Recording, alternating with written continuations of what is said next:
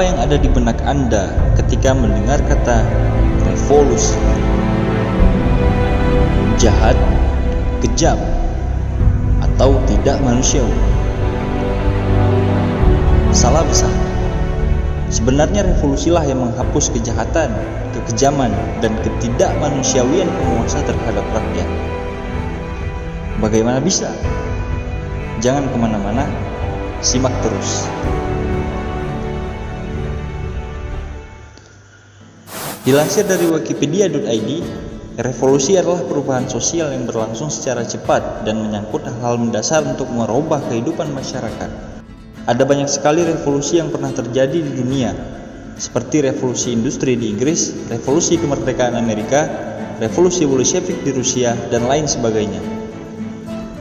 Namun semua revolusi yang saya sebutkan tadi merupakan rembesan dari satu ledakan revolusi pertama di dunia modern, yaitu revolusi Prancis, yang membuka gerbang bagi lahirnya modernitas dan efeknya masih terasa hingga hari ini.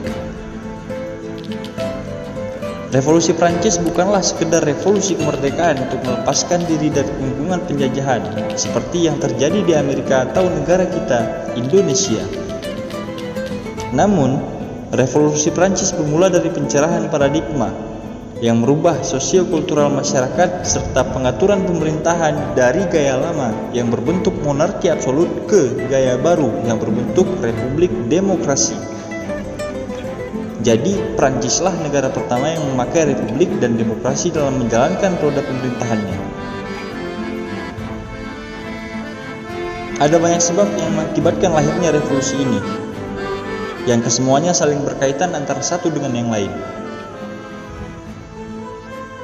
Secara historis, bentuk pemerintahan Prancis di era lama sama seperti wilayah Eropa lainnya, monarki absolut, di mana kekuasaan, kebenaran, dan keputusan hukum dikendalikan oleh satu pihak, yakni kerajaan yang bersetubuh dengan gerejawan.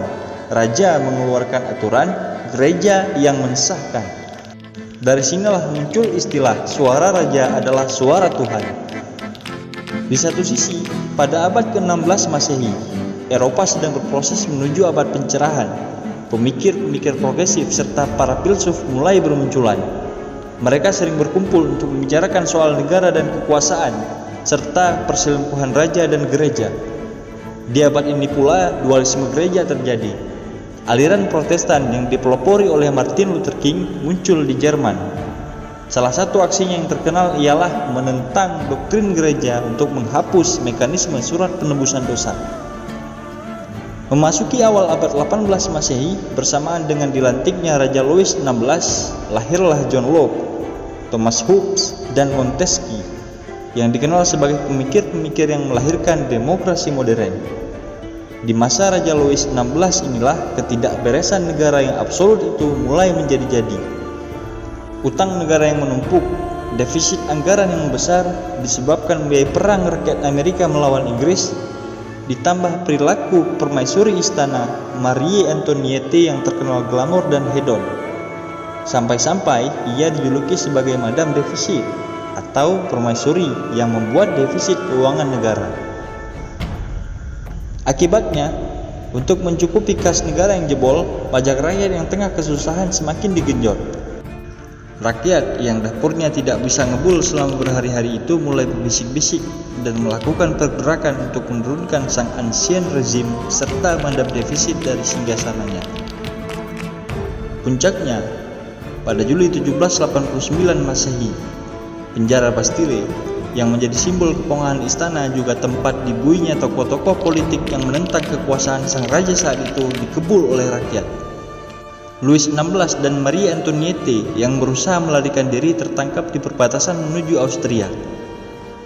Akhirnya, di tahun 1791, berdasarkan kesepakatan Dewan Rakyat yang dibacakan oleh Robespierre, Raja Louis ke-16 dan permaisurinya Marie Antoinette dijatuhkan hukuman mati.